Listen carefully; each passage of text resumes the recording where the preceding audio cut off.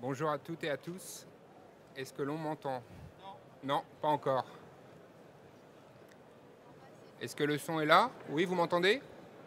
Bonjour à toutes et à tous. On va monter le son de sorte à ce que tout le monde puisse entendre cette conférence, cette première conférence du VapExpo Paris 2014. Nous allons parler cet après-midi d'un sujet qui intéresse énormément les vapoteurs, qui est celui de la santé, avec deux personnes que je vais vous présenter dans un instant. Le thème de la conférence, donc, Vape et santé, le point sur les connaissances.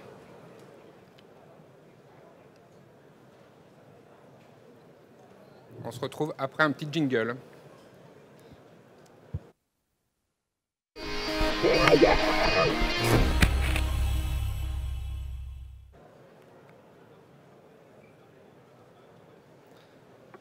Voilà, bienvenue à tous cet après-midi pour cette conférence sur le thème de la santé. J'ai le plaisir de recevoir le professeur Riccardo Polosa de l'Université de Catane en Italie. Professeur Polosa est un spécialiste de la lutte contre le tabac et il est également conseiller de la Ligue italienne contre le tabac. Monsieur Nicolas Bonnet, le directeur du RESPAD, est également à nos côtés cet après-midi. On le remercie de sa présence. Il est directeur du RESPAD, le réseau des établissements de santé pour la prévention des addictions, pharmacien spécialisé en santé publique. Donc cet après-midi, on va organiser cette conférence en 3 temps. La première va être une période dédiée à des présentations PowerPoint où M. Polosa et M. Bonnet vont nous faire part de leur perception aujourd'hui de la réalité de la cigarette électronique en matière de santé, ce que l'on peut dire par rapport aux connaissances, par rapport aux questions que peuvent se poser les vapoteurs, les anciens fumeurs, ceux qui hésitent. Et on va essayer tous ensemble, dans un deuxième temps, avec vos questions, avec un débat aussi, je l'espère, depuis les réseaux sociaux, de faire le point, donc avec la salle et les réseaux sociaux, le troisième temps, pour répondre à vos questions, vos interrogations sur le sujet de la santé pris au sens large, de la réduction des risques et de la manière dont aujourd'hui les pouvoirs publics, notamment, et les professeurs de santé, appréhendent la cigarette électronique. Donc ce que je vous propose, c'est tout d'abord de donner la parole à Nicolas Bonnet, donc du RESPAD, qui a préparé une présentation, Nicolas, sur le thème eh bien de l'état des lieux de la cigarette électronique, ce qu'on peut en penser. Bonjour à tous, merci beaucoup pour votre invitation. Monsieur Parola d'être ici aujourd'hui avec vous. Je vous propose en effet un diaporama sur la cigarette électronique et aujourd'hui un peu une revue de la littérature en ce qui concerne ses risques éventuels, l'incitation au tabagisme, sa place dans le domaine public en général et également dans la société. Alors pour débuter cette introduction, je vous propose juste de se rappeler quand même que la cigarette électronique c'est une histoire récente. 2006-2007, on est en Chine, on a la première cigarette électronique. C'est aussi une histoire en même temps, une histoire de santé communautaire, c'est-à-dire que c'est un produit qui a été créé par les consommateurs, pour les consommateurs, avec les consommateurs, qui a été modifié, amélioré, et c'est encore le cas aujourd'hui grâce aux consommateurs, grâce aux gens qui vapotent, et grâce à leurs résultats, et également à toutes leurs remarques et à leurs critiques. Donc 2006, la première cigarette électronique, et puis très récemment, 2007, 2012, 2013, 2014 encore plus, on voit qu'on a véritablement un développement fulgurant de la cigarette électronique. Alors entre 2007 et 2010, on reste sur des produits qui sont relativement peu performants, on va dire, avec une amélioration progressive du produit. Et par contre, depuis 2010, on va avoir des produits qui vont s'améliorer de façon notable, avec aussi l'apparition de très nombreuses boutiques. On a 100 boutiques au 1er janvier 2013 qui vendent des cigarettes électroniques. On en a plus de 1700 au 1er janvier 2014. Donc on a vraiment une diffusion massive du produit et des cigarettes électroniques au niveau national. On a également là récemment le début du rachat par certains cigarettiers de certaines compagnies qui fabriquent des e-liquides ou des cigarettes électroniques. Et puis un débat qui s'installe également dans la société sur la place de cette fameuse cigarette électronique. Vous le savez, la cigarette électronique, on reverra comment elle marche, mais c'est un appareil qui est composé de différentes parties. Il y a, on va dire, les plus importants, c'est les mèches, le liquide qui permettent l'aspiration de la vapeur, et puis toute une partie électronique avec une batterie et une diode qui sont là le moteur même de l'objet qui va permettre de favoriser la mise en suspension et le nébulisa qui sera ensuite aspiré par le consommateur. Ces produits, ils ont très largement également évolué, se sont améliorés au cours des années, et puis également en termes d'esthétique. Ils ont également beaucoup évolué. Je vous ai mis quelques photos là, mais vous en connaissez plein de modèles. Il y en a également des dizaines qui sont exposés ici aujourd'hui. Vous savez à quel point là-dessus, les fabricants sont riches d'inventions. Ces cigarettes électroniques, elles contiennent bien évidemment des e-liquides qui sont composés de propylène glycol, de glycérine végétale, d'eau, d'arômes, d'alcool, de nicotine, différents produits. Le plus important, c'est le propylène glycol ou la glycérine végétale. Et puis ensuite, donc les autres produits qui sont en quantité beaucoup moindre que le propylène glycol. Il y a également bien évidemment de la nicotine. La nicotine, elle est principalement à des dosages compris entre 8 et 12 mg par millilitre. En tout cas, c'est les résultats issus des données relevées auprès des consommateurs, en sachant que le seuil maximal de vente en France, c'est 20 mg par millilitre. Il y a également beaucoup d'arômes pour ces produits, des arômes très divers, très variés, certains qui se rapprochent beaucoup du tabac et d'autres qui sont à des années-lumière de ce que pouvait être initialement la fumée de la cigarette. Plus de 77 000 produits sur le marché, plus de 77 000 produits aromatiques qui posent une certaine question. On le reverra notamment quand ils sont mis sous forme de vapeur. La bonne nouvelle en France pour cette année, c'est finalement le fait que l'AFNOR va proposer des différentes normes pour contrôler mieux les différents e-liquides, alors avec ce qui est réclamé aussi bien par la société civile que par les pouvoirs publics, c'est-à-dire des bouchons de sécurité, un embout compte-gouttes, avec une taille qui soit également normée, un contrôle anti-fuite, etc. Et puis également des produits qui vont répondre à des normes aussi en termes de santé qui sont plus normés, qui vont être référencés USP, c'est la pharmacopée américaine, donc des produits qui vont du coup correspondre à des caractéristiques pharmacologiques et pharmaceutiques très importantes, avec beaucoup de contrôle, et du coup des produits qui seront de sécurité supérieure. Ces normes, elles sont en train d'être finalisées aujourd'hui, et a priori, elles seront mises en fonction d'ici la fin de l'année. Quand on vapote, bien évidemment, il y a des émissions. Alors, on se rappelle donc, que la cigarette électronique, c'est les différentes parties qu'on a vues tout à l'heure. Sous l'effet de l'aspiration, donc là, il y a une valve qui va déclencher le processus, une petite pile qui va allumer la diode, ici située à l'extrémité de la cigarette, quand diode il y a. Et puis, on va du coup avoir des filaments qui vont chauffer, qui vont mettre en suspension le e-liquide. Et ce e-liquide, ensuite, en suspension, va être repris par les filaments qu'on voit ici, puis aspiré pour faire la fameuse vapeur que le vapoteur va pouvoir inspirer. Si je schématise, si je reprends donc, le schéma précédent et que je le remets sur finalement une autre forme, avec ici là, ce qu'il y a dans la cigarette électronique, ici pour le consommateur, et puis ici dans l'air, on voit qu'on a du liquide dans la cartouche, qui a un petit choc électrique finalement qui va provoquer la vapeur, que cette vapeur ensuite elle va se condenser en gaz, en fines particules, que le vapoteur va inhaler ce gaz et ces fines particules avec une demi-vie très courte dans l'atmosphère, 11 secondes quand on est avec du propylène glycol, et puis ensuite, dans la dernière phase, c'est une dissipation du gaz. En résumé, ce qui est inhalé pour la e-cigarette, c'est exactement la même composition chimique que le e-liquide, contrairement au tabac, où on a une composition chimique très différente entre le tabac, la fumée secondaire et la fumée qui est inspirée. La nicotine qui est délivrée, alors est-ce qu'elle est suffisante? Est-ce qu'elle est à des taux qui arrivent à combler le consommateur? D'abord, se rappeler que la dépendance à la nicotine, ou en tout cas les pics de nicotine qui sont délivrés par la cigarette, on va dire industrielle ou normale, ils se schématisent de la façon suivante, c'est-à-dire que chaque cigarette va vous provoquer des pics de nicotine dans le cerveau qui vont favoriser la dépendance, alors que la cigarette électronique, grâce à sa fonction, grâce également au fait de pouvoir vapoter beaucoup plus régulièrement et de façon beaucoup moins intensive également dans la journée, on va avoir finalement les récepteurs nicotiniques qui vont être saturés tout au long de la journée, sans avoir des pics cérébraux. Et donc du coup, on va avoir un niveau de satisfaction qui va être comblé sans pour autant avoir une dépendance pharmacologique aussi importante qu'avec la nicotine présente dans la cigarette.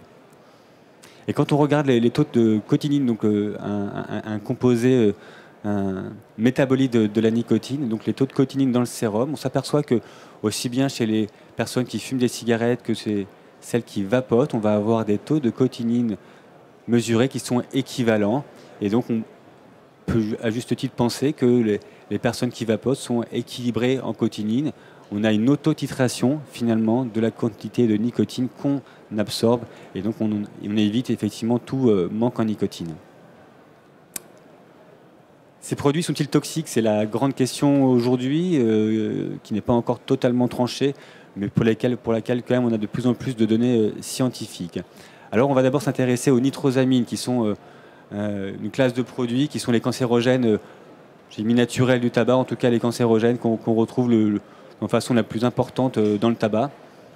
Donc vous voyez, si on compare la cigarette électronique, la nicotine sous forme de gomme, de patch, du snus, ou après différents types de marques de cigarettes, on s'aperçoit que la cigarette électronique contient 1500 fois moins de nitrosamine, par exemple, que les cigarettes Marlboro. Elle en contient un peu plus que les gommes ou les patchs, mais elle en contient également beaucoup moins que le snus suédois. Donc on a vraiment un produit qui, en termes déjà de nitrosamine, dégage très peu finalement de cancérogènes, voire à des seuils qui sont des seuils de toute façon non cancérogènes. Les autres produits cancérogènes potentiellement contenus dans la cigarette électronique, en tout cas dans la vapeur, comparativement à celle de la fumée de cigarette, pareil, on s'aperçoit qu'on a des taux qui sont sans commune mesure par rapport à la cigarette, parce que si on fait le ratio finalement entre une e-cigarette, c'est-à-dire le liquide contenu dans une e-cigarette, le ratio comparé à tout ce qui est contenu dans un paquet de cigarettes, de 20 cigarettes, on a des taux qui sont à la limite du seuil détectable, quels que soient les toxiques recherchés. En résumé, et pour être peut-être un peu plus pédagogique, finalement un peu plus clair, dans la cigarette, dans le tabac classique, on a des cancérogènes qui provoquent évidemment du cancer, de le monoxyde de carbone issu de la combustion du tabac, combustion imparfaite, qui va provoquer une augmentation importante du risque cardiovasculaire avec infarctus du myocarde, accidents vasculaires cérébraux, etc. Des particules fines solides qui vont provoquer ce qu'on appelle une bronchopneumopathie chronique obstructive, c'est-à-dire un risque respiratoire, une incapacité à pouvoir respirer correctement. Des irritants qui vont provoquer une irritation de la cavité buccale, mais également de la gorge et de tout l'arbre respiratoire. Et puis de la nicotine qui va provoquer l'addiction. Dans la cigarette électronique, pas de cancérogène, ou en quantité à des seuils qui sont de toute façon non cancérogènes, pas de monoxyde de carbone, pas de particules fines solides, des irritants, oui, de la nicotine, oui, donc un maintien de l'addiction et également un maintien ou en tout cas une persistance éventuelle de l'irritation des voies respiratoires. Alors est-ce que la cigarette électronique du coup est sans danger et à qui se fier et comment trouver ou essayer de trouver du coup des données qui soient probantes, qui soient valides? Ce qui est sûr, c'est qu'aujourd'hui on a beaucoup d'études qui sont pour certaines trop anciennes, pour d'autres trop récentes, avec de nombreux biais qui sont payés, financés, certaines par des laboratoires pharmaceutiques, d'autres par l'industrie du tabac, des études qui se contredisent beaucoup, et ce qui fait que dans la presse grand public aujourd'hui, vous avez tout un tas de données contradictoires en permanence, certaines très alarmistes, d'autres au contraire très en faveur de la cigarette électronique. Je crois qu'on a encore besoin de prendre un peu de mesures, mais en tout cas, surtout de poser et de remettre la balle au centre et à chaque fois de bien étudier à la loupe toutes les données qui sont publiées avant de crier victoire ou de crier au feu. Les experts qui font ces études, également, ils ont quelques difficultés, c'est-à-dire que ces experts, ils se contredisent souvent, ils évoluent dans le temps, leur position évolue, alors c'est très bien, il faut pouvoir changer d'avis. Ce qui est certain en tout cas, c'est que ça favorise aussi une grande confusion et que notamment aussi les experts initialement tabacologues, qui n'étaient pas forcément les plus favorables à la diffusion de la cigarette électronique, sont souvent très écoutés avec des messages très alarmistes sur ce produit. Dernière planche sur ces dangers éventuels de la cigarette électronique. Il y a à mon avis quelque chose qu'il ne faut pas perdre de vue et qu'on a déjà vu, enfin qu'on a aperçu là dans les tableaux avec les différents toxiques présents dans les deux produits, c'est qu'avec la cigarette électronique, on est sur l'autoroute dans le bon sens, on roule un petit peu plus que 130 km/h, mais quand même ça va, donc on a encore un ajustement à faire, on n'est pas totalement carré, mais on commence à s'en rapprocher, alors qu'avec la cigarette, le risque il est énorme, on est à contresens sur l'autoroute et on roule très vite. Et cette image elle me paraît importante parce on a deux positions qui sont très différentes, donc on peut évidemment améliorer les connaissances sur la cigarette électronique, on peut évidemment améliorer la sécurité du produit, mais on est déjà, et ça on le sait de façon certaine, à des taux de toxicité et à des seuils en termes de protection du consommateur qui sont sans commune mesure avec ce que pouvait être ou ce que peut être la cigarette normale. La question du vapotage passif, qui est également une question très importante, qui soulève aussi beaucoup de débats et qui est également l'enjeu de beaucoup de décisions publiques peut-être à venir. Alors, est-ce que le vapotage passif existe pour la cigarette électronique? Il existe un tout petit peu pour les irritants et pour la nicotine. Pour les cancérogènes, a priori non. On va laisser un point d'interrogation. On reste toujours ouvert à des nouvelles données. Mais ce qui est certain, c'est qu'il n'y a aucun vapotage passif en ce qui concerne le monoxyde de carbone et les particules. Et puis quand on parle également de vapotage passif, il faut bien prendre en compte la durée d'émission. Vous savez, le vapotage passif, en tout cas plutôt initialement le tabagisme passif, était le tabagisme, c'est le tabagisme issu de la combustion, de l'autocombustion de la cigarette, hein, donc de la fumée secondaire, qui est bien plus toxique finalement que la fumée qui est inhalée. Et donc, du coup, ce qui est intéressant de regarder, c'est la persistance, finalement, les minutes d'émission dans l'environnement de la fumée. Pour le vapotage, 300 bouffées de 3 secondes, à peu près sur une cigarette électronique, on va avoir un temps de persistance en termes de minutes d'émission de 15 minutes pour une cigarette électronique, alors que 20 cigarettes, avec un temps moyen de consommation, de 7 minutes et demie, avec 15 bouffées à chaque fois, on va avoir un taux d'émission dans l'environnement de 150 minutes. Donc on est déjà là sur deux seuils totalement différents. Ensuite, il y a la demi-vie des particules. La demi-vie des particules, c'est la durée pour laquelle la moitié des particules présentes dans l'environnement vont disparaître. On voit que le vapotage avec une cigarette électronique qui contient du propylène glycol, c'est 0,15. Pour avec de la glycérine végétale, c'est 0,6, alors que pour la cigarette, c'est 20 minutes. Donc on est vraiment sur des temps très très courts en termes de demi-vie pour la cigarette électronique, ce qui fait qu'au bout de quelques secondes, il n'y a déjà plus aucune trace finalement du gaz dans l'atmosphère. Les effets sur la santé, je vais aller assez vite parce que finalement, on a déjà beaucoup parlé de ça et on voit qu'il n'y a pas beaucoup de toxiques, donc il n'y aura pas beaucoup de complications. Par contre, on peut rappeler qu'il y a des avantages. Il y a notamment une diminution du risque d'avoir une obstruction bronchique. Hein. Là, le VEMS, c'est le volume expiratoire mesuré, c'est la capacité respiratoire. On voit qu'avec la cigarette électronique, on a une nette amélioration de la capacité respiratoire par rapport à la cigarette.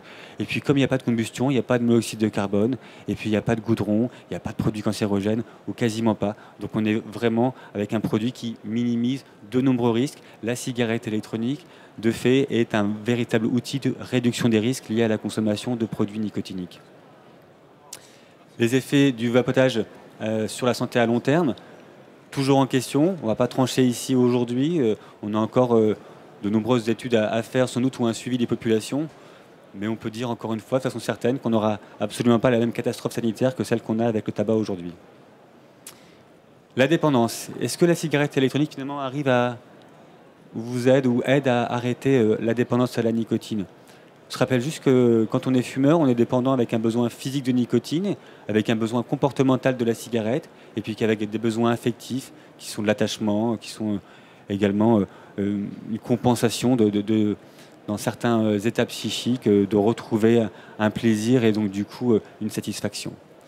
Avec la cigarette, on l'a rappelé, on a des taux de nicotine qui augmentent très rapidement, de façon très brutale dans le cerveau, qui favorisent la dépendance. Avec la cigarette électronique, on l'a déjà rappelé, on a plutôt des tout petites vagues avec un niveau de satisfaction qui est stable et donc du coup une dépendance qui va être stable mais mesurée sans avoir en tout cas des pics cérébraux.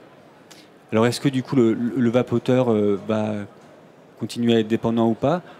Oui, il peut tout à fait continuer à être dépendant. Celui qui vapote, il peut continuer juste à vapoter et puis à continuer à être dépendant à la nicotine. Il peut stopper la nicotine, stopper son vapotage ou prendre des e-liquides sans nicotine, ou il peut faire un mix de vapotage et de cigarette. Donc est-ce que la cigarette électronique aide à sortir de la dépendance? Ce qui est certain, c'est que le tabac, la nicotine dans le tabac favorise un maintien de la dépendance et qu'il n'y a pas de sortie de la dépendance avec le maintien du tabac, alors qu'avec la cigarette électronique, on peut avoir une décroissance de l'addiction ou une persistance en fonction, on l'a vu, de son utilisation ou de l'utilisation qu'on en fait.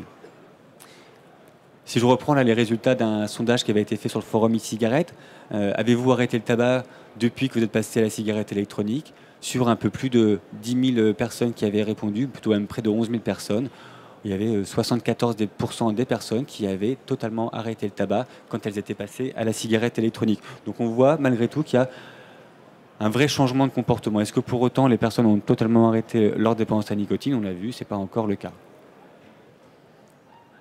Quelles recommandations alors on peut faire aux fumeurs? et puis également aux non-fumeurs. Pour le fumeur, on peut, oui, lui conseiller la cigarette électronique. Pourquoi? Parce que la réduction du tabagisme, c'est toujours bon à prendre. Il y a une réduction du risque très importante en termes de toxicité. Il y a potentiellement l'arrêt du tabac partiel ou total, transitoire ou définitif, et puis également aussi une prévention de la reprise de la consommation de tabac quand on est abstinent. Dans le non-fumeur, pour le non-fumeur, a priori, aujourd'hui, on est plutôt défavorable à inciter à la consommation de cigarettes électroniques. Pourquoi? Parce que la nicotine, c'est potentiellement en devenir dépendant. Et puis pour un fumeur abstinent, c'est également potentiellement une incitation ou en tout cas une envie de recommencer un tabagisme actif. Est-ce que la cigarette électronique va faire persister du coup la dépendance? Bah oui, on l'a vu, sans doute. La dépendance physique à la nicotine, elle perdure, même si elle peut régresser un petit peu. On vient de le voir. La dépendance comportementale, elle va perdurer, voire elle va augmenter. Et ça, c'est aussi tout le côté esthétique en même temps de l'objet, la façon de le manipuler, la façon d'aspirer dessus, etc. Ça, c'est la dépendance comportementale. Donc souvent, elle augmente avec les cigarettes électroniques. Par contre, la dépendance psychologique, qui permet au fumeur de gérer ses troubles de l'humeur, elle va également diminuer au cours du temps. Quel avenir pour la cigarette électronique? Déjà, ce qu'on peut dire, c'est que c'est un marché qui rapporte des millions de dollars aujourd'hui. C'est un marché qui est en pleine explosion. Ce salon en est la preuve. Ça, c'est des chiffres américains, mais on pourrait reprendre les mêmes chiffres en France. On voit l'augmentation, tout à l'heure on l'a dit, hein, du nombre de boutiques qui vendent des cigarettes électroniques en France, qui a explosé ces dernières années. Et puis après, il y a d'autres données qui sont des données de corrélation, qui ne sont pas des données de conséquence, c'est-à-dire qu'il n'y a pas forcément un lien de cause à l'effet entre la cigarette électronique et les données que je vais vous présenter, mais ce qu'on s'aperçoit, c'est que depuis l'apparition sur le marché de la cigarette électronique, on a une diminution quand même du nombre de cigarettes vendues en France. On a une diminution également du nombre de fumeurs quotidiens ou occasionnels chez les jeunes à Paris. Et ça, c'est vraiment des données qui sont concomitantes, hein. Encore une fois, je ne peux pas vous dire si c'est l'apparition de la cigarette électronique qui a fait diminuer le nombre de fumeurs occasionnels ou quotidiens à Paris, mais en tout cas, on s'aperçoit qu'en même temps que la cigarette électronique apparaissait, on a eu une diminution du tabagisme. Et puis on a également du coup aussi une diminution des ventes de produits d'arrêt au tabac pour 2014, moins 32%, donc une forte baisse, hein, des ventes de substituts nicotiniques en France. Pareil, corrélation, pas conséquence. On attend de voir. En tout cas, c'est des données, c'est des chiffres, c'est des illustrations qui sont importantes à prendre en considération. Qui dit du coup diminution des ventes de tabac et diminution des ventes de substituts nicotiniques, ben derrière, ça veut dire aussi qu'il y a des industries qui sont à la recherche de récupérer un marché qu'elles perdent, ou en tout cas d'essayer de retrouver leurs clients ou leurs consommateurs, notamment bien évidemment l'industrie du tabac, qui est, elle, experte pour semer la confusion depuis très longtemps. Il y a quelques années, on avait ce type de publicité, c'était il n'y a pas très longtemps. On a eu d'autres un peu plus récemment, avec d'autres produits encore qui étaient mis en avant auprès des adolescents ou auprès des femmes.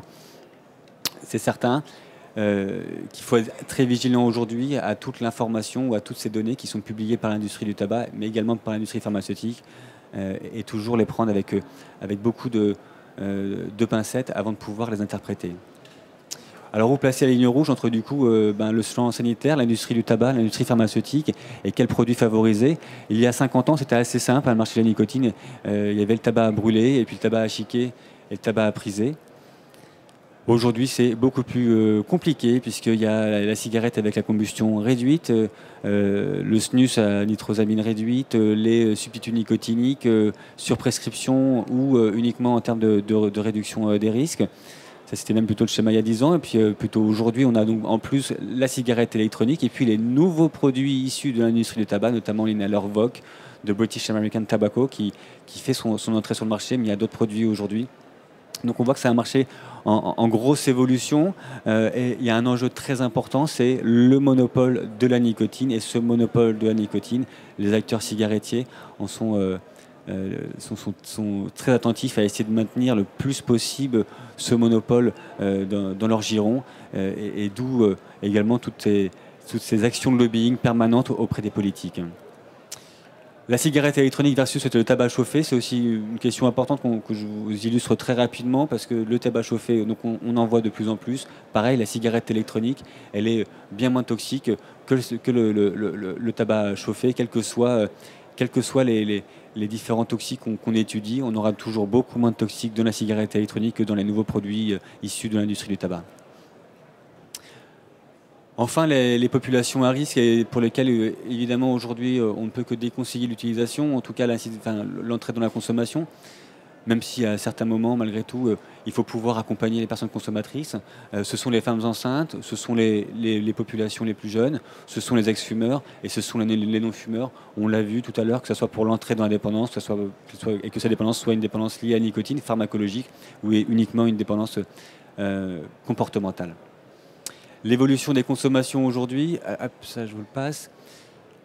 On l'a vu tout à l'heure, il y a une diminution de la consommation de tabac chez les jeunes. Parallèlement à ça, il y a une augmentation de l'expérimentation de la cigarette électronique chez les plus jeunes à Paris. C'est vraiment des données très parisiennes, c'est un Paris-Île-de-France. Est-ce que pour autant c'est une augmentation du groupe de fumeurs au total? Là, si on prend les données américaines, on voit que finalement, on a une augmentation entre 2011 et 2012 des personnes qui ont commencé, qui ont initié la cigarette électronique, en tout cas qui ont expérimenté la cigarette électronique, mais que globalement, finalement, sur le pool de fumeurs, on a une baisse totale des personnes qui ont consommé des produits nicotiniques. Voilà, donc on ne sait pas s'il y a une entrée dans le tabagisme. Est-ce que du coup ces jeunes qui commencent la cigarette électronique vont ensuite passer au tabac fumé? Ça, je ne peux pas vous le dire. Mais ce qu'on a, c'est que globalement, et que ce soit aux USA, en France, au Royaume-Uni, on a une diminution de la consommation de tabac ou de produits nicotiniques globale chez les jeunes, avec parallèlement une augmentation de l'expérimentation de la cigarette électronique. Qui décide quoi? Ce sera les dernières planches. Aujourd'hui, dans le vapotage, il y a des acteurs très importants. L'industrie du médicament, indirectement, qui tente à évidemment reprendre aussi toute une part de marché en termes de prise en charge des consommateurs, des malades tabacodépendants, des patients qui étaient avant uniquement vus par le système médical et qui aujourd'hui arrivent finalement à arrêter en s'affranchissant d'une prise en charge médicale. Liée à l'industrie du tabac, évidemment, les autorités de santé et politiques, qui font preuve de beaucoup d'hésitation, notamment sur le vapotage dans les lieux publics, sur la diffusion des différents produits, que ce soit les e-liquides ou les vapoteurs personnels. L'industrie de la cigarette électronique, qui est très présente ici, qui est également en grand changement. Il y a énormément d'acteurs. Sans doute qu'il va y avoir une diminution des acteurs au fur et à mesure, avec une concentration et puis des acteurs de plus en plus importants en termes de poids. Les buralistes aussi, qui ont totalement lopé le coche, vous le savez, de la cigarette électronique et qui aujourd'hui cherchent à essayer de récupérer ce marché, pareil, dans un esprit de garder tout un monopole autour de la diffusion des produits nicotiniques. Et puis j'ai mis les parents, mais ça peut être aussi la société en général, qui est finalement totalement déboussolée, avec des données contradictoires d'un jour à l'autre dans la presse et dans les médias. Et au-delà de la mainmise finalement de l'industrie du tabac ou celle du médicament, il y a aussi d'autres questions qui subsistent. C'est des questions juridiques, le code de la santé publique, la taxation ou pas, les douanes, la réglementation, les questions commerciales, les lieux de vente, etc. Beaucoup de choses encore, beaucoup de questions qui restent en suspens, qu'il faudra pouvoir débattre publiquement et sereinement avec des données issues de la littérature fondées sur les preuves dans les prochains mois, dans les prochaines années. C'est tout le travail que vous avez à faire, tout le travail qu'on a à faire aujourd'hui.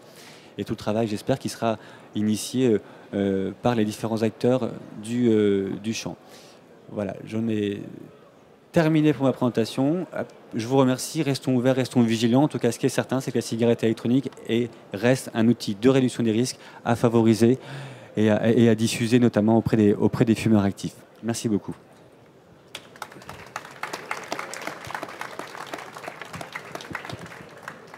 Merci beaucoup, Monsieur Bonnet. Avant de passer la parole au professeur Polosa, j'ai deux questions à vous poser, ou plus précisément une remarque et une question. La première remarque, c'est que vous avez co-signé un papier récemment dans le Huffington Post qui a beaucoup fait parler de lui dans la communauté des vapoteurs notamment. Et je voulais savoir si vous pouviez nous le résumer en 2-3 points très rapidement. Et l'autre question, c'est de savoir pourquoi aujourd'hui, au-delà des débats qui existent quant à la réalité des effets de la cigarette électronique sur la santé, pourquoi il n'y a pas encore un consensus sur cette métaphore de l'autoroute dont on parlait tout à l'heure, cette métaphore qui veut que lorsque vous fumez, vous êtes à contresens, lorsque vous vapotez, vous êtes à 140 au lieu de 130, mais dans le bon sens. Pourquoi on voit encore des attaques très violentes par rapport à la cigarette électronique sur ce point précis de dire qu'il y a un différentiel de risque très élevé entre les deux produits? Merci beaucoup. Alors tout d'abord concernant l'article qui a été publié, enfin la tribune qui a été publiée donc sur le Huffington Post et co-signée par avec Jean-Pierre Coutron qui est président de la Fédération Diction et Philippe Michaud qui est président de l'IPSA qui est une autre association. Cette tribune, elle est consécutive à la diffusion de l'avis de l'OMS sur la cigarette électronique,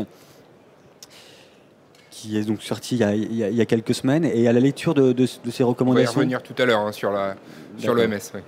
Et donc à l'issue de ces recommandations, on s'est rapidement dit qu'il fallait absolument réagir très vite pour pouvoir essayer, comme je l'ai dit au début du diaporama, remettre la balle au centre, donc retrouver la part des données valides, des données justes dans ce qui a été cité, et en même temps dédramatiser un débat avant qu'il ne s'enflamme trop rapidement.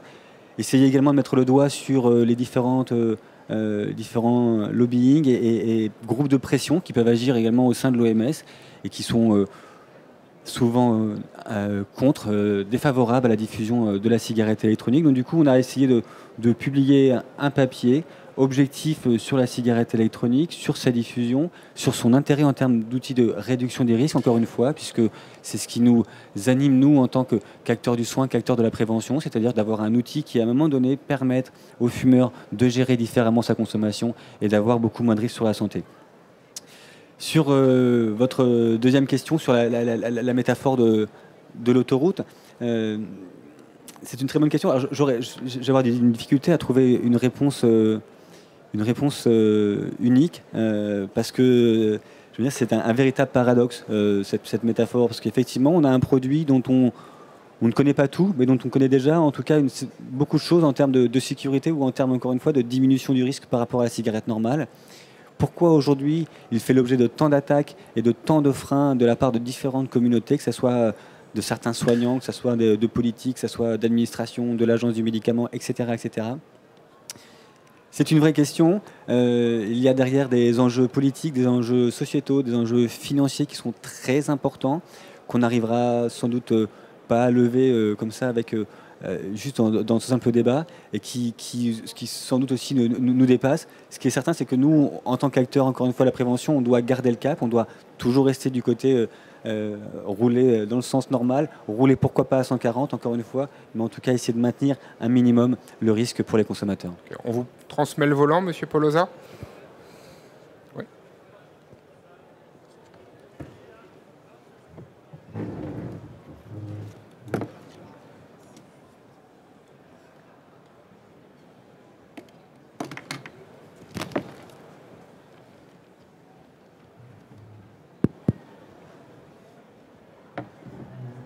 Bon après-midi, Paris. I'm very glad to be here. C'est un grand plaisir pour moi d'être ici cet après-midi et c'est très agréable, c'est une grande joie pour moi d'être ici et de me permettre aussi de vous parler et j'espère de façon simple et claire des complexités, n'est-ce pas, de ce sujet très excitant, très enthousiasmant et de la médecine, si on peut dire, peut-être pas, non, on va dire de ce secteur des loisirs, du plaisir peut-être aussi, et qui a des implications médicales, on va plutôt dire ça. Et je voudrais aussi rapidement vous donner quelques données. D'abord, bien sûr, je suis un médecin, c'est clair. Je m'occupe, comme vous le savez, de l'Institut de médecine interne, mais également tout ce qui concerne l'université et tout ce qui concerne les risques liés au tabac. Donc, je ne suis pas un politique et je ne suis pas qu'un scientifique ou un médecin. Et donc, je fais partie un petit peu de l'ensemble, si je puis dire, des communautés. Et puis, deuxième point aussi, je voudrais vous remercier, FIVAP, et puis, comment dirais-je, tout ce qui a été fait au niveau des donations pour les organisations à but non lucratif, parce que mes honoraires vont totalement à la Ligue italienne contre le tabac, qui a lutté de façon acharnée contre les politiciens pour essayer vraiment d'aller de l'avant et d'implémenter en fin de compte la cigarette électronique en Italie, mais également ailleurs et dans le monde entier. Alors, ayant dit ceci, j'espère que les techniciens ici vont réussir à faire fonctionner mes diapos, parce que sinon ça va être ennuyeux de m'entendre sans mes diapos. Alors, c'est vrai que je suis italien. Donc, il y a un point positif, c'est que mon anglais est très compréhensible. Et puis aussi, je parle aux personnes dans la cabine. Vous devriez me payer parce que je suis trop simple à traduire.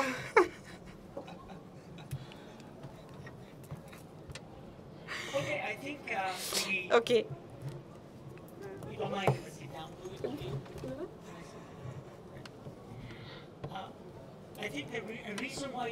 Alors, la raison pour laquelle vous êtes ici est, bien sûr, vous voulez vous occuper de votre santé, de votre bien-être et comprendre les changements de vie, de style sont importants et tous les choix qui doivent être faits au niveau de votre santé future. Donc ça, c'est la raison principale pour laquelle on a combien est, en fait, sain le fait de vapoter. Alors, maintenant, on en est à une situation, disons, que nous connaissons. Comment sera le futur? Alors, pour les personnes qui veulent vraiment s'interroger sur, et comprendre tout ce que l'on dit, c'est clair que on a deux messages simples et rapides. Ça, c'est vraiment ce que nous donne l'OMS par rapport à la cigarette électronique. Il y a une critique dans justement l'article dont on a parlé il y a un instant, dans le Washington Post, et on nous disait que la cigarette électronique, en fin de compte, je le lis, et vous pouvez le faire également, eh bien, a un niveau de toxine qui est envoyé qui est inférieur. Mais néanmoins, les autorités médicales disent que cela ne suffit pas. Il y a toujours un mais, il y a toujours un néanmoins. Néanmoins, il y a toujours des toxines qui sont bien évidemment administrées. Donc il y a un apport de toxines, même s'il est inférieur. C'est ça l'idée. Et donc, en fin de compte, jusqu'à maintenant, on a un niveau inférieur de toxines par rapport aux cigarettes conventionnelles. Et par ailleurs, ce niveau plus inférieur, selon moi, est important, et je dois dire que ce niveau de toxine n'est pas vraiment, est presque inexistant. Donc il faut vraiment réfléchir à cela. Et puis, un autre point important dans le document qui a été diffusé par l'OMS est concerne la pollution de l'air. Donc, mais on le sait. Ça, c'est évident, on le savait très bien. Mais, attention, il y a tout de même une pollution. Donc, c'est ça. Alors on devrait parler d'exposition à des produits chimiques dans la cigarette électronique qui n'est pas au même niveau qui devrait être attendu pour causer des problèmes de santé à part des irritations, évidemment, si on veut prendre ces aspects-là en compte. Donc, c'est ça l'idée. Donc, ce sont des diapos ici qui ont été préparés par mon équipe et on a eu des personnes qui nous ont donné en 2011 jusqu'à maintenant, septembre 2014, et même, je suis encore plus convaincue de ce que je démontrais déjà il y a 3 ans. De la véracité de ces aspects-là. C'est vraiment simple et je ne vais pas répéter ce que mon collègue vient de dire. Donc, pas de combustion, pas de tabac, qu'une vaporisation de tout ce qui concerne des produits et des ingrédients, attention, des ingrédients, n'est-ce pas? Et on parle ici... Évidemment, on a 80 000 ingrédients, plus ou moins. Donc, alors, maintenant, voyons les données sur la nicotine. Alors là, on prend en considération que cela. Alors, tout d'abord, est-ce que c'est vraiment dangereux au-delà de ce schéma, qui semble alarmant, n'est-ce pas? Et les grands titres dans les journaux, surtout en Espagne d'ailleurs, mais aussi en Italie. Et je ne sais pas la situation en France parce que je n'ai pas pu tout contrôler, mais disons qu'il y a eu vraiment tous ces aspects qui ont été soulignés. Alors, la nicotine n'est pas un poison. C'est quelque chose qui n'est pas la raison qui va créer ces problèmes. Parce que il s'agit de tout ce qui concerne les maladies qui sont créées qui ne sont pas liées à cela. Et donc, on a beaucoup de situations, beaucoup de journalistes qui ont repris tout cela. À partir du moment où on nous dit « je ne peux pas continuer sur ces idées-là », n'est-ce pas? Et voilà, c'est ce qui se passe. Donc au-delà de tout cela, on a ces données qui ne sont pas agréables. Et la cigarette électronique à ce stade-là, vraiment, nous donne un réconfort par rapport à toutes ces données. Mais maintenant, j'aimerais plutôt me concentrer sur d'autres aspects plutôt liés à la santé. La nicotine n'est pas officiellement, disons, une substance cancérogène et n'a pas d'effet au niveau cardiovasculaire, au niveau du système global et ne cause pas des AVC ou d'autres choses. Et juste pour vous donner quelques idées, y compris au niveau de la cigarette électronique, et là encore, si c'est peut-être pas la nicotine qui crée le problème, il y a peut-être quelque chose qui doit être mis sous enquête. Il y a autre chose donc qui peut être problématique apparemment. Alors ici, on essaie de comprendre que quand on a eu à Londres une conférence où on a décidé le niveau de risque de la nicotine dans tous ces produits, dans différents articles, au niveau de la mortalité, mais également le marché au noir, les impacts au niveau de la santé en général. Bref, pas mal de points qui avaient été soulevés et on a essayé de classifier les vrais risques pour comprendre ce qu'il en était. Parce que voilà, le risque est de 4 au niveau de la cigarette électronique par rapport à la cigarette normale qui a un risque de 100. Donc on est vraiment de 4 à 100 comme différence. Le problème maintenant, c'est de comprendre comment, disons, ce risque bas, comment il est présent, comment il s'articule au niveau de la cigarette électronique. Eh bien, il y a eu des experts qui se sont exprimés et on a essayé ici de voir, de résumer en fin de compte la situation dans différentes diapos. Bon, bien sûr, je pense que il y a un risque très bas et qui donc ne doit pas, à mon avis, être pris en considération parce qu'il y a trop peu de données et trop peu d'effets. Donc, alors maintenant, tout ce qui concerne le monoxyde de carbone, eh bien, il est généré par la combustion, on le sait. Donc, globalement, ici, on peut voir par ce graphe comment se passe la situation. Et on a donc les personnes en rouge qui arrêtent de fumer. Donc, on a le niveau de monoxyde de carbone qui passe de 20 particules par minute qui va passer à 7. Donc, vous voyez, ça c'est plutôt plus ou moins la normalité. En dehors de cela, et on commence à respirer, donc en l'ayant à l'extérieur, eh bien, la pollution, néanmoins, est telle, à Paris, par exemple, que vous pourrez avoir 5 particules, ou 3, ou etc. Donc ça, c'est vraiment une belle, enfin, comment dirais-je, ce sont des bonnes données, n'est-ce pas? Puisque le fait de vapoter ne va pas augmenter le monoxyde de carbone. Donc, pourquoi est-ce qu'ils n'ont pas signalé cela? Pourquoi ces données n'ont pas été prises en considération? C'est très important, c'est une partie très importante, et ça crée beaucoup de problèmes, n'est-ce pas? Et on pourra d'ailleurs en reparler un petit peu plus tard. D'accord? Alors, maintenant, qu'est-ce qui pourrait sembler... Qu'est-ce qui se passe au niveau du physique quand on vapote? Donc on a la nicotine, tout ce qui concerne aussi les saveurs, mais également les autres composants qui ne sont pas forcément purs. Donc au niveau des études qu'on a faites, juste un instant pour comprendre ce que ici j'ai essayé donc de montrer, on a en aucune façon, au niveau épidémiologique, la possibilité de répondre le risque qui est trop bas, n'est-ce pas? Donc, on a vraiment pris des années pour voir ce qui se passait. Mais ce sont des modèles, et l'un des modèles que nous pouvons envisager pour le futur, c'est tout ce qui concerne la cytotoxicité, c'est-à-dire de prendre en fin de compte les cellules humaines, de les mettre dans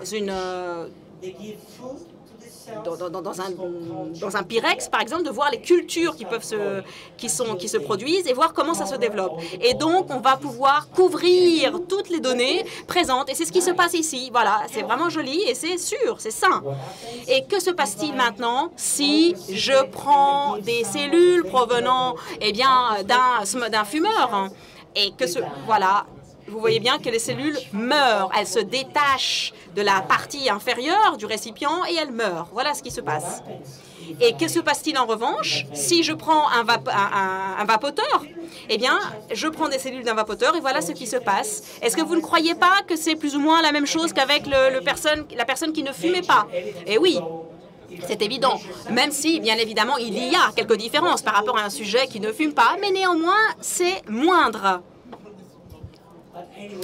De toute façon, ça, ce sont des données qui confirment ce qu'on a dit tout à l'heure, c'est-à-dire que la nicotine peut être associée à cet aspect toxique de la cigarette électronique.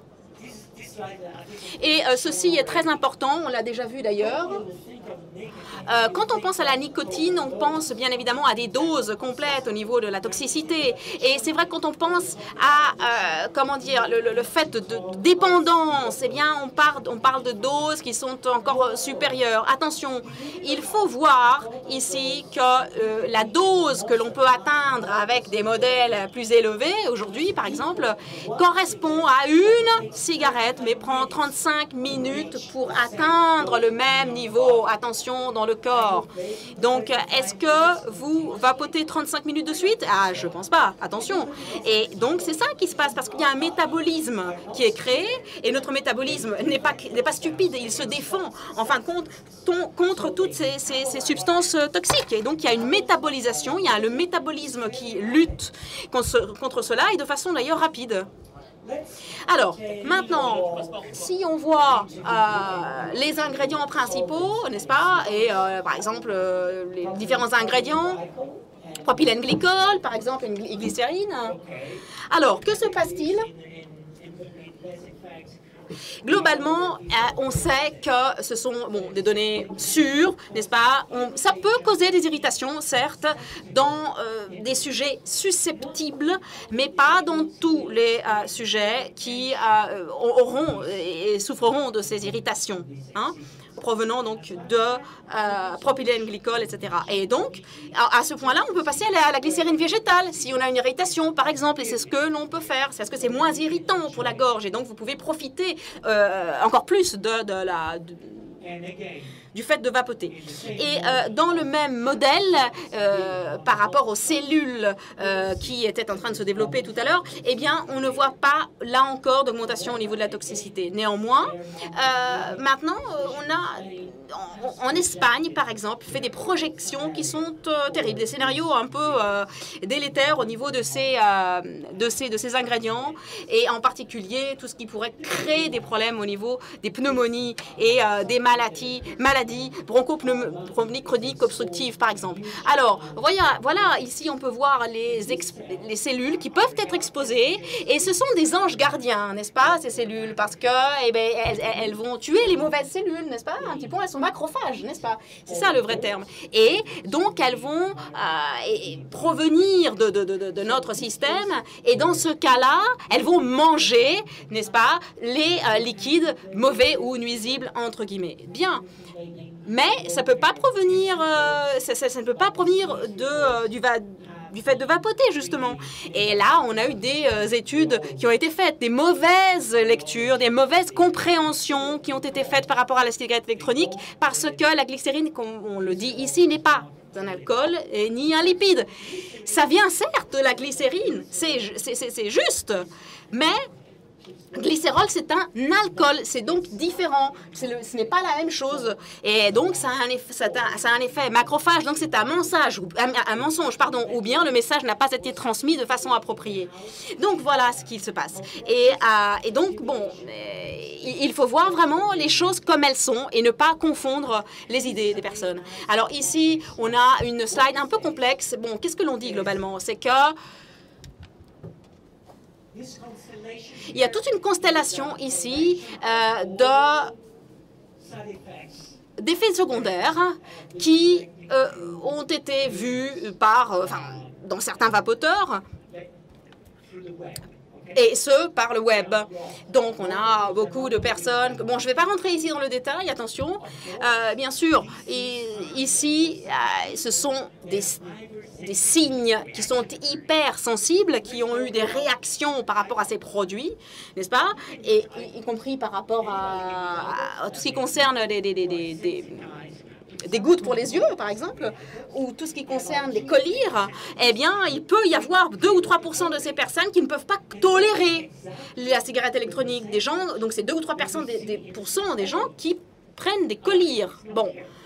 Mais voilà, donc on n'a pas non plus tous les cas ici. On a un certain nombre d'effets secondaires, par exemple pour les asthmatiques qui vapotent ce type d'ingrédients. Et pour moi, en tant que spécialiste aussi de maladies respiratoires, c'est incroyable. Pourquoi? Parce que c'est évident qu'un patient asthmatique peut développer de l'asthme en respirant de l'air frais et froid provenant des Alpes. Mais c'est froid, l'air des montagnes, donc ça peut se passer pour les asthmatiques. Et de même, la même chose se produit par rapport au vapotage. Donc, encore une fausse idée. Mais là, encore une fois, on a 2 ou 3 personnes avec des conditions de difficultés respiratoires qui peuvent rencontrer ces difficultés. Donc, des conjonctivites, justement, comme je disais, en prenant ces collyres, etc.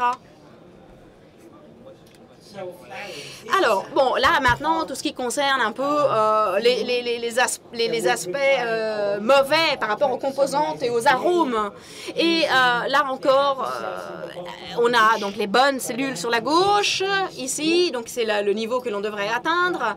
Et bon, il y a des ingrédients qui peuvent causer des cytotoxicités, comme on l'a dit tout à l'heure. Bon, dans ce cas, c'est le café. Mais le café, bien sûr, sera de toute façon critiqué par le TBD. Donc, bon, on ne va pas revenir sur cet aspect-là. Et maintenant, tout ce qui concerne aussi d'autres problèmes liés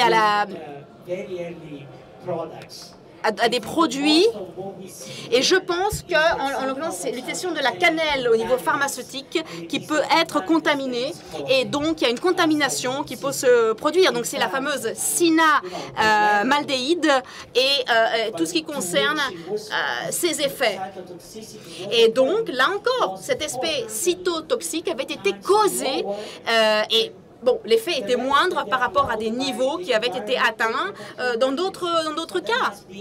Donc, il y a eu encore des erreurs, là, qui se sont produites au niveau de cette étude et qui ne sont pas compréhensibles. Bon, ensuite, c'est vrai qu'il faut se dire qu'on a besoin d'approches réalistes. Et là, je ne vais pas rentrer dans le vif du sujet parce que je n'ai pas le temps, malheureusement. Mais aussi, d'autres choses intéressantes dans ce secteur, c'est tout ce qui concerne le diacétyl et l'acétylpropionyle. Bon, des composantes qui sont liées aux arômes, qui donnent à la batterie des saveurs de différents types et donc qui donnent des saveurs au liquide en l'occurrence. Donc, comment est-ce qu'on a commencé à gérer ces problèmes?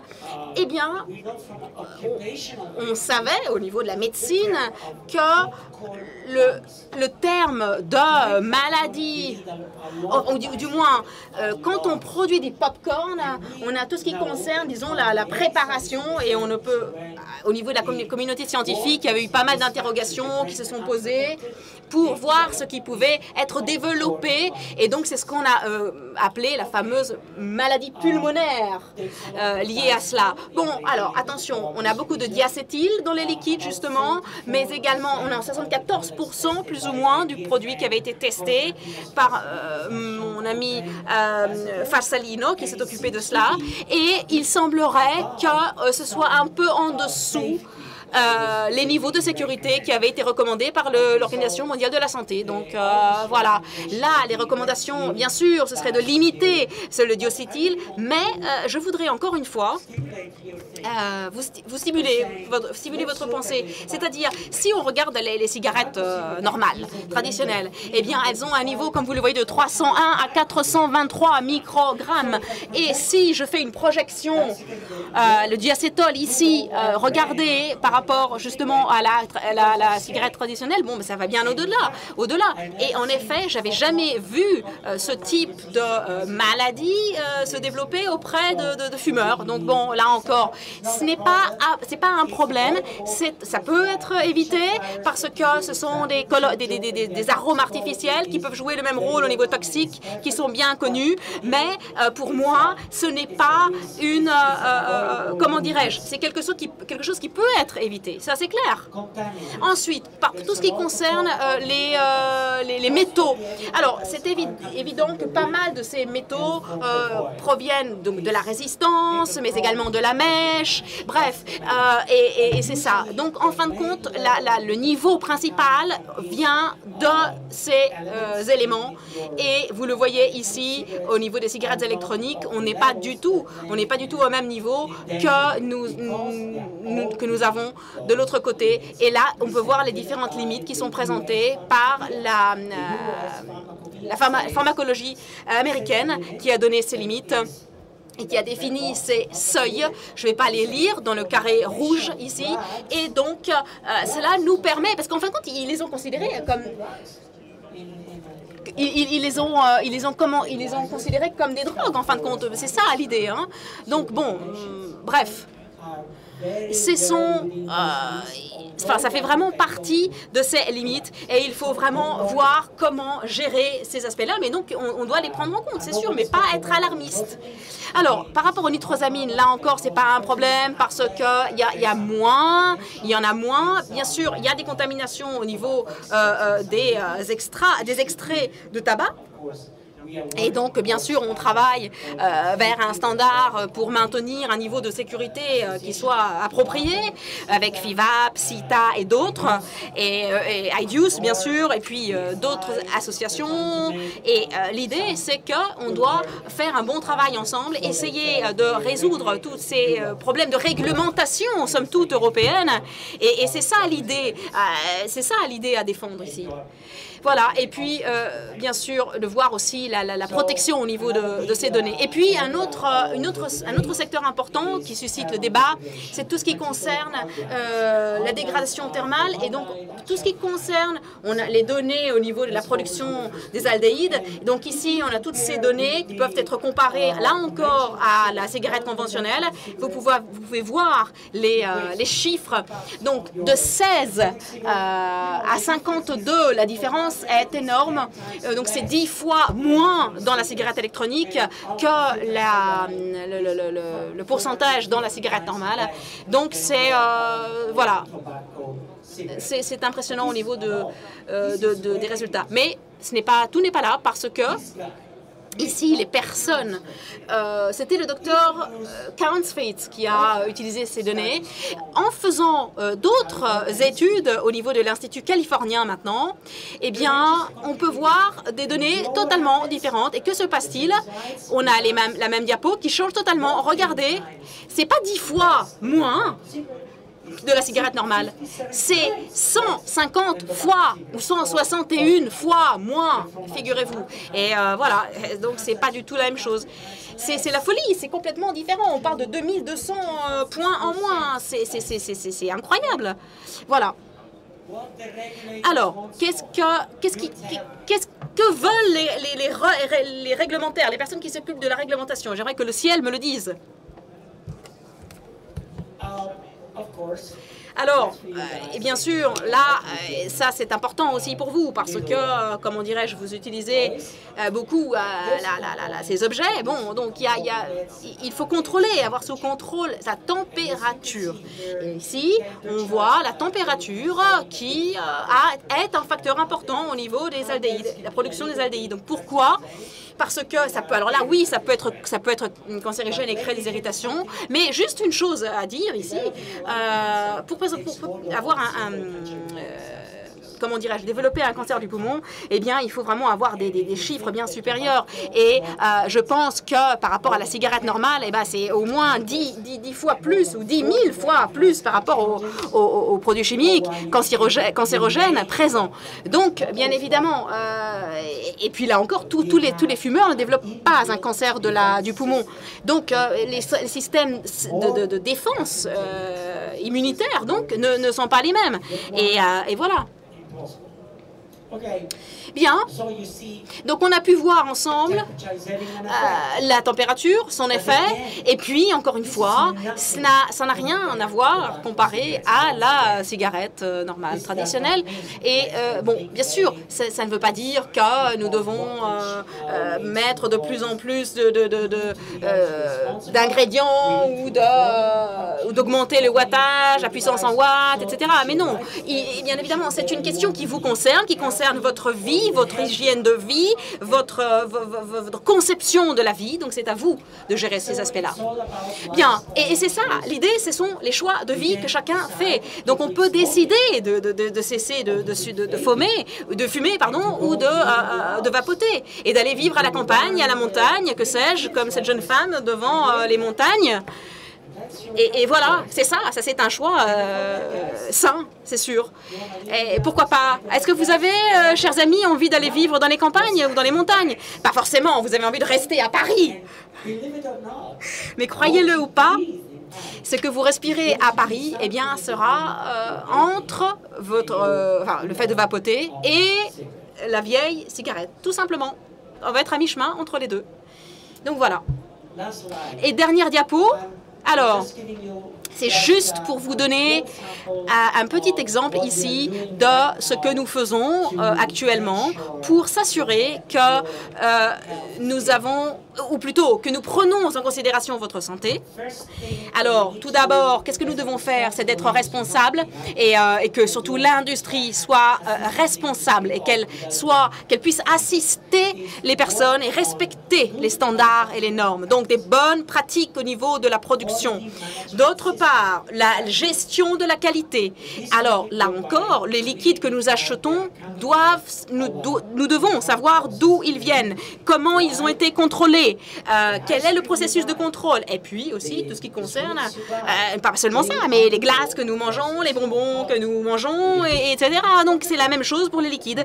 On doit avoir un processus sérieux de sécurisation, de grande qualité. C'est ça l'idée, c'est qu'il faut avoir quelque chose qui soit de grande qualité et protégé.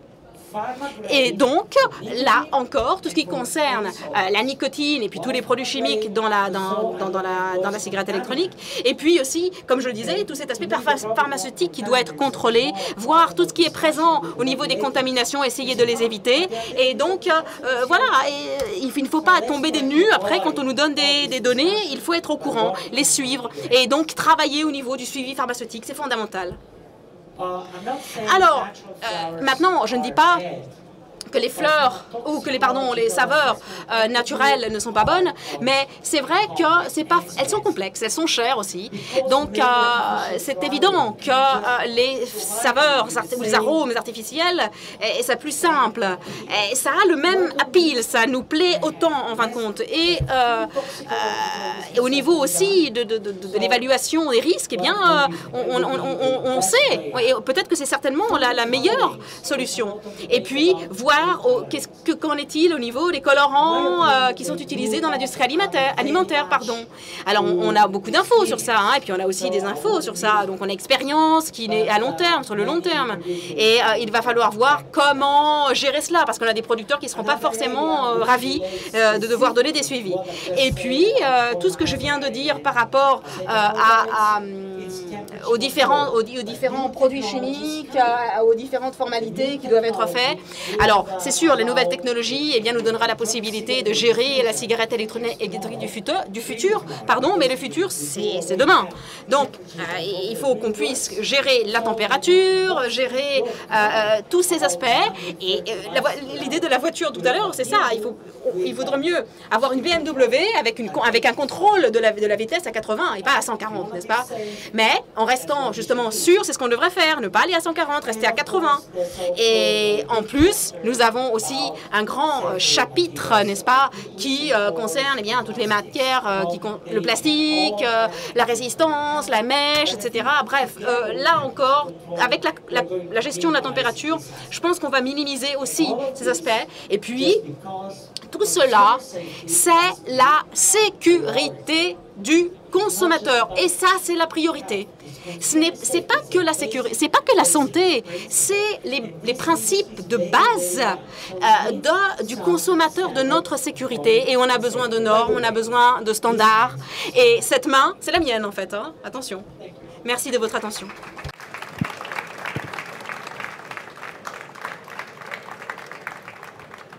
Merci beaucoup, professeur Polosa, pour cette présentation. Et oui, il faut les écouteurs. Et cela me permet aussi de vous indiquer que nous aurons demain une conférence sur le thème de la standardisation ou normalisation des produits de la vape et des actions que nous menons en France à la FIVAP et avec nos partenaires aussi européens, notamment les CITA.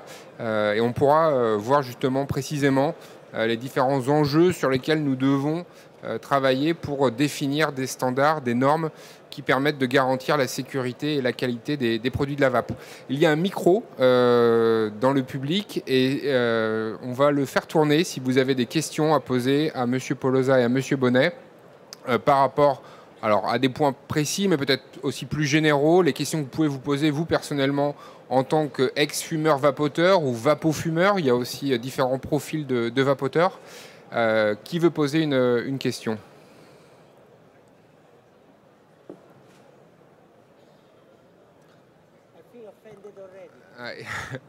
Madame, devant. Merci. C'est une question personnelle. Voilà, je suis une ancienne, très récente ancienne fumeuse, mais ça fait 2 ans que je vape pas mal. Je fais partie, je pense, des 2 ou 3% de vapoteurs qui ressentent des irritations pulmonaires, voire des gènes pulmonaires. Et j'aurais aimé savoir si c'est plutôt le propylène glycol ou plutôt la glycérine végétale si on a des indices de savoir ce qui est le plus irritant des 2 produits.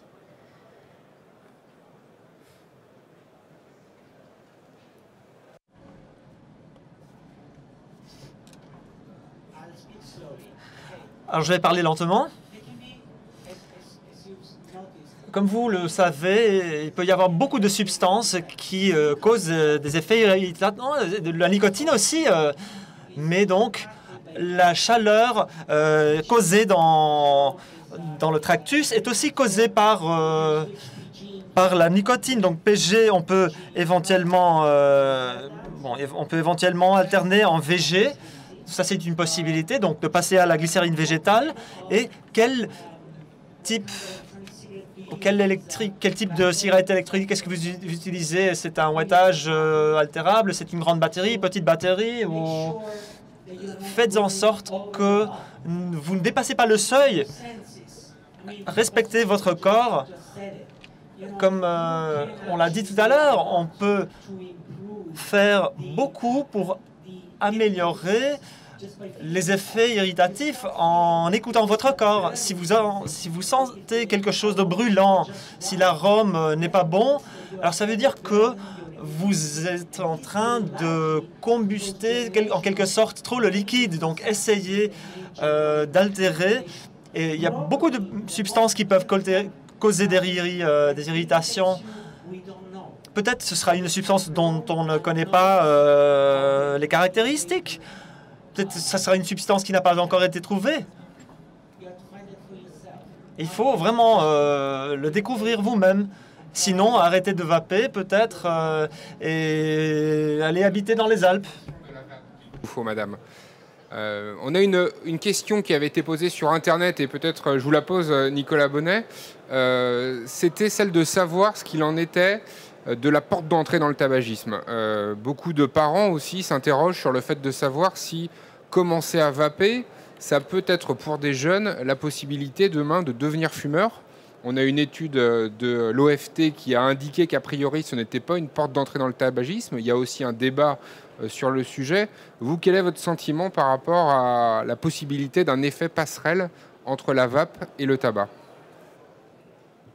Merci. Ce qui est certain, c'est qu'on a aujourd'hui une vraie crainte, effectivement, dans la société, notamment chez les parents, de voir leurs enfants entrer dans le tabagisme avec la cigarette électronique. Ce qu'on voit dans les études, c'est deux tendances. C'est d'abord une augmentation de l'expérimentation de la cigarette électronique chez les plus jeunes et en même temps une diminution de la consommation globale de produits nicotiniques chez ces mêmes personnes. Donc du coup, finalement, un pool, tout à l'heure, ce que j'essayais un petit peu d'expliquer, un pool de consommateurs de nicotine chez les plus jeunes, les 15-20 ans, qui est en diminution, avec à l'intérieur de ce pool une augmentation de ceux qui expérimentent la cigarette électronique. Ceux qui ont expérimenté, qu'est-ce qu'ils vont devenir? Est-ce qu'ils vont continuer ensuite à consommer des produits nicotiniques? Peut-être. Est-ce qu'ils vont passer au tabac? Rien n'est moins sûr. Est-ce qu'en même temps, l'expérimentation de la cigarette électronique est bien vécue chez les plus jeunes? De mon expérience clinique, parce que je m'occupe d'une consultation également d'adolescents dans un hôpital parisien, je m'aperçois surtout que les jeunes l'expérimentent, mais n'apprécient pas forcément d'avoir une cigarette électronique avec eux à cet âge-là, que c'est un objet qui leur paraît décalé et qui sont beaucoup plus s'ils veulent continuer à prendre des produits nicotiniques dans la consommation réelle de tabac. Monsieur Polosa, je ne connais pas exactement le taux de prévalence tabagique des jeunes Italiens de l'âge de 20 ans, mais en France, on est aux environs de 50%. Vous, quelle est votre analyse du rapport des jeunes à la vape?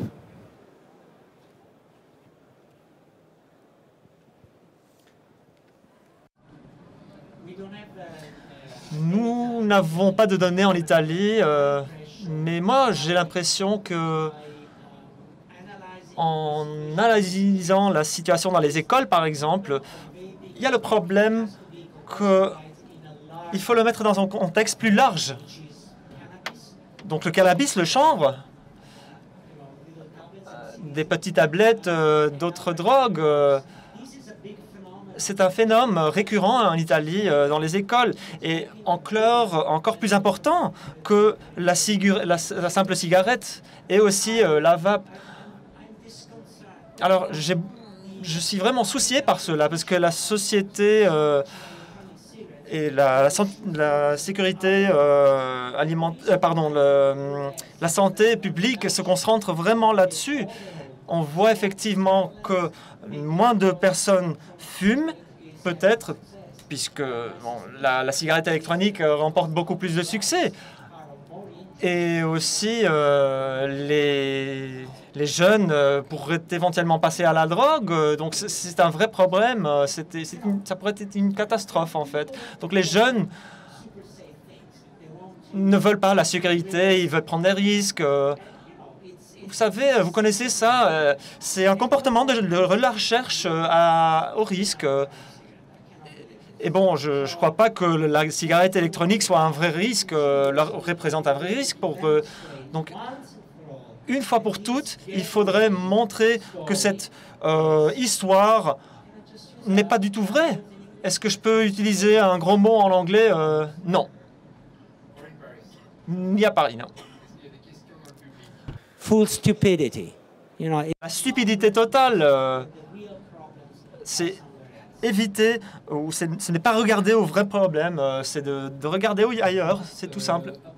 La seule substance addictive dans la cigarette serait donc la nicotine, mais est-on sûr que dans la cigarette classique, la nicotine soit exactement la seule substance également addictive?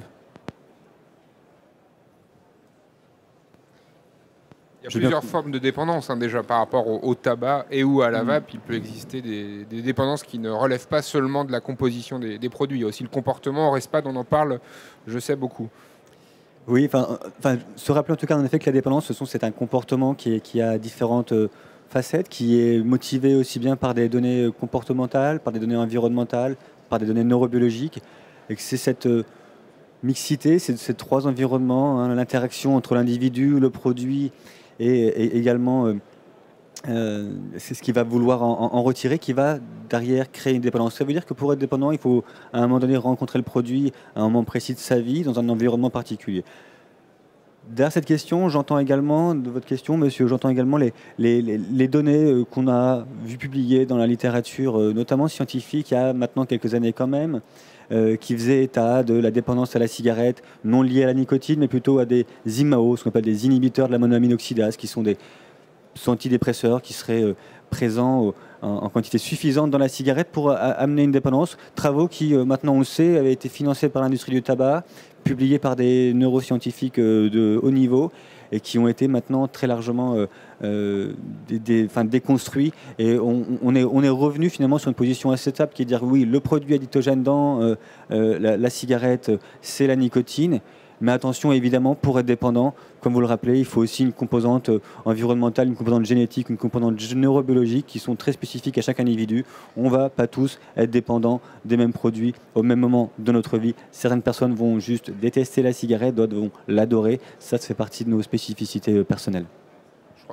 Je crois qu'on a un petit commentaire dans la salle aussi par rapport à la question de monsieur qui concernait aussi précisément la nicotine, à savoir est-ce seulement la nicotine qui dans la cigarette crée la dépendance? Oui, donc Jacques Le Wezec, je suis un spécialiste de la nicotine et de la dépendance. C'est plus complexe que ça. Et les histoires des inhibiteurs des monoamine oxydase et d'autres substances dont l'acétaldéhyde font partie de la composition de la fumée de tabac et en fait augmentent la capacité de la nicotine à produire une dépendance. Donc c'est pas ou tout blanc ou tout noir, c'est quelque chose de très complexe. La nicotine est la substance principale qui crée la dépendance, mais dans la cigarette, vous avez en plus des substances qui facilitent cette dépendance. L'autre point très important pour la dépendance, c'est la vitesse à laquelle la nicotine arrive au cerveau. Et il n'y a pas plus rapide qu'une cigarette. On l'a vu, Ricardo a présenté les données tout à l'heure, la e-cig n'est pas assez performante, entre guillemets, pour produire la même dépendance que la cigarette. Donc il y a deux choses, il y a la vitesse à laquelle ça pénètre dans le cerveau et il y a le fait que c'est de la nicotine pure et non pas un mélange avec d'autres substances qui sont dans la fumée de tabac. C'est ça qui fait la différence et c'est aussi pour ça que l'on montre que la dépendance à la nicotine chez le vapoteur a tendance à diminuer, probablement parce qu'on a justement ces deux phénomènes qui agissent. Il y a une autre question. Oui, monsieur Boloza. Addiction is Donc l'addiction, dépendance, c'est un problème sémantique. Je pense que je peux être dépendant, accro aux glaces par exemple. Ça dépend de mon comportement. Ça dépend des interactions sociales. C'est ça le problème en fait. Quand on parle de dépendance, de coutume, c'est quelque chose dans notre esprit, c'est un stigma. On pense à la drogue dure, à la nicotine, il faut vraiment oublier tout cela. La dépendance peut être quelque chose qui peut être accepté socialement, comme boire du café par exemple. Merci pour vos explications. Moi j'ai une question concernant vos recherches en fait. J'ai des amis qui sont encore fumeurs et que j'ai encore du mal à convaincre dû à la désinformation justement qu'ils peuvent obtenir sur le net ou beaucoup plus facilement. Est-ce que vos recherches sont accessibles? Moi j'ai la chance de vous avoir suivi cet après-midi. Par contre, est-ce que je pourrais orienter ces personnes-là sur des supports facilement accessibles en fait? Et lesquels? Alors, c'est une question aussi très pertinente dans le sens où on a parlé cet après-midi du fait que la cigarette électronique était infiniment moins dangereuse que le tabac. Mais dans la société, chez les primo-accédants de la vape, on s'aperçoit également qu'il y a certaines personnes qui peuvent penser que c'est même plus dangereux, aussi dangereux ou plus dangereux que le tabac, et du coup qui ne vont pas commencer à vaper dans une démarche de réduction des risques. Alors, par rapport aux plaquettes, je pense à celle de l'EDUS aussi sur les idées préconçues relatives à la cigarette électronique qui est extrêmement bien faite. Monsieur Poloza, pour informer les fumeurs, il y a des sites internet, il y a aussi le message des professionnels de santé, mais c'est vrai qu'il y a aussi, de la part de beaucoup de fumeurs, une crainte d'entrer dans la vape en pensant à tort ou à raison que ça peut être plus dangereux que le tabac. Excellent question. Excellente question, puisque ça nous permet de mettre sur la table un sujet très important qui est les médias. Qui sont les médias? Ils sont en train de mêler toutes les informations et les médias sont contrôlés bien sûr par des forces très importantes, les gouvernements, les sociétés pharmaceutiques, etc. Donc il y a une confusion qui s'installe qui n'est pas seulement pour votre ami, mais aussi beaucoup de médecins sont confondus par toutes ces informations. Et ils ne savent plus quoi dire aux gens. Ils le savaient il y a 2 ans, mais maintenant ils sont confondus par les médias. Donc c'est une grande responsabilité qu'on porte. Et que portent aussi les médias, le gouvernement, puisque cette confusion peut coûter la vie aux gens. Donc Jacques Lezec a effectivement un blog sur Internet et il va vous aider, et vos amis aussi. Alors, c'est facile de se connecter. Et donc, il sera une source pour des informations très sérieuses. Vu que moi, je suis un vapeur, voilà, j'y crois à fond. Mais, par exemple, adhérer à l'EIDUS pour un fumeur de 10 € pour avoir accès à ces documents, ça... Enfin, non, alors, je ne me ferai pas le blog de Jacques.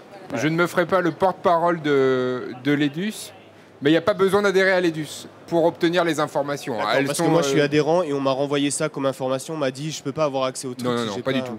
D'accord. On confirmera avec Brice Lepoutre qui doit être dans les couloirs, mais pas du tout. Les informations sont accessibles librement. Et peut-être aussi de manière très prosaïque, le premier point par rapport à la santé, c'est peut-être vous, votre ressenti, qui est maintenant est éloigné, mais on a quand même aussi beaucoup d'anciens fumeurs qui expliquent tous les bénéfices qu'ils ont recueillis en devenant vapoteurs. Et on pense notamment au goût, au fait que beaucoup de vapoteurs aujourd'hui sont gênés par la fumée du tabac et sont de ce point de vue-là beaucoup plus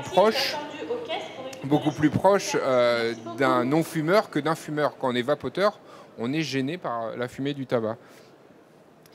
Un tout petit complément, et pour revenir en même temps sur Edus, c'est que finalement cette cigarette électronique, comme tout à l'heure je l'ai présenté, c'est avant tout un produit de santé communautaire. Et c'est à mon sens très important parce qu'on se retrouve du coup avec les usagers qui sont devenus les experts de leurs produits et qui produisent la meilleure information. Le site d'Edus, sincèrement, c'est une référence. Ils brassent toute la littérature scientifique internationale qui sort et ils en extraient derrière des recommandations et une interprétation qui est bonne, qui est justifiée, qu'on pourrait, je veux dire, nous scientifiques ou du monde du soignant, un petit peu des fois critiquer sur la teneur des propos ou sur la façon qualitative dont les sujets sont amenés, mais aussi non, qui sur le fond n'est absolument pas contestable. Et ça, on le retrouve de la même manière dans le champ des drogues illicites depuis très longtemps, où la meilleure information sur les drogues illicites, elle est venue de la part des consommateurs avant que ce soit les pouvoirs publics ou les autorités sanitaires qui s'en chargent. Ça me permet de rebondir, professeur Polosa, par rapport à cette confusion engendrée par les médias. Récemment, les vapoteurs ont aussi pu être déstabilisés par rapport à la volonté de l'OMS. Alors c'est un rapport préliminaire, on en a parlé rapidement tout à l'heure, mais à cette volonté peut-être de l'OMS de réglementer les produits de la vape via la Convention cadre pour la lutte anti-tabac. Est-ce que selon vous, la bataille est déjà perdue? La vape va être considérée comme un produit du tabac annexe, connexe, ou alors il y a encore la possibilité de modifier cette volonté de réglementer la vape avec le tabac? C'est les dangers qui ont été soulignés par l'Organisation mondiale de la santé. Alors il y a déjà eu beaucoup de critiques, mais comment voyez-vous l'avenir de ce dossier?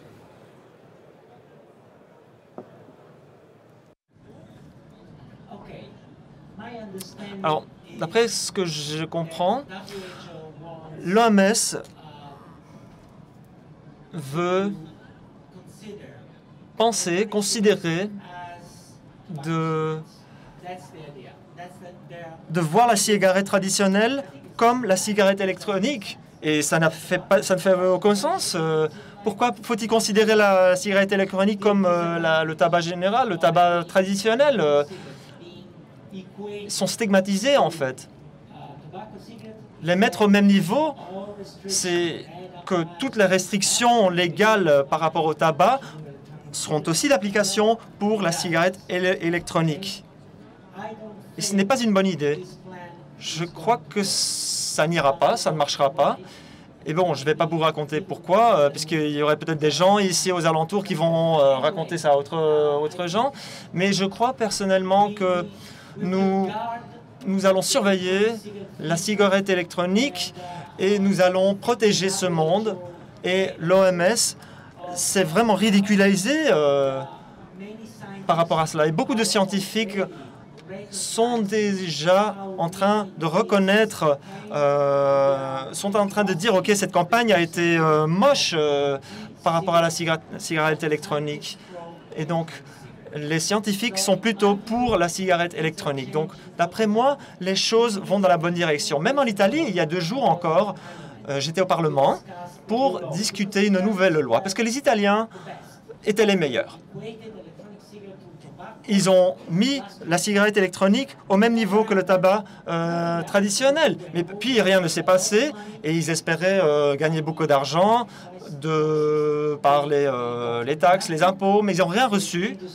Et l'industrie s'est trompée et maintenant, ils vont renverser tout et ils vont faire tout de manière correcte, donc avec des scientifiques et tout. Donc, on est en train de surveiller le processus. Et par rapport à la taxation, il y aura moins de taxes et ça va être durable, un système durable. Parce que c'est ce qu'ils ont pensé, c'est ce qu'ils veulent en fait. Le Parlement a reconnu que le risque est moindre et que ça doit être au même niveau. Note d'espoir aussi pour l'Italie qui avait subi une forte taxation des produits de la vape et l'espoir demeure aussi pour l'Italie et je pense par rapport à l'Organisation mondiale de la santé. Merci beaucoup à Riccardo Polosa d'avoir participé, d'être venu de Sicile jusqu'à Paris pour nous faire part de son point de vue. Merci beaucoup aussi à Nicolas Bonnet du RESPAD et on suivra de près les prochains travaux, les prochaines conférences que vous mènerez sur la cigarette électronique. Je vous annonce aussi que la prochaine conférence a lieu à 17h, intitulée Culture Vape. Elle réunira Yann Kounen, Phil Buzardo et Oliver Kershaw d'e-Cigarette Forum. C'est à 17h donc avec Guylain Armand. Et je vous remercie beaucoup à tous et on se retrouve à demain aussi pour de nouvelles conférences et des points sur différents pays. Merci.